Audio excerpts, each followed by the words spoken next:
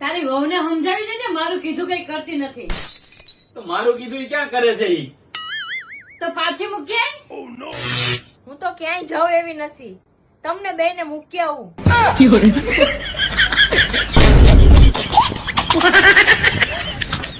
બહુ માથા ભારે છે ઈ.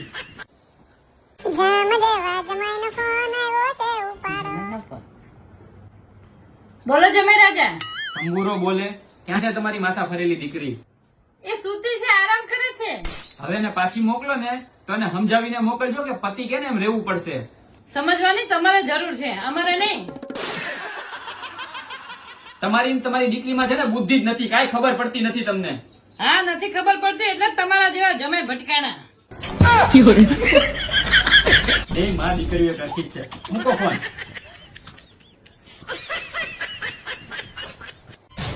ક્યારેક તો મને બહાર જમવા લઈ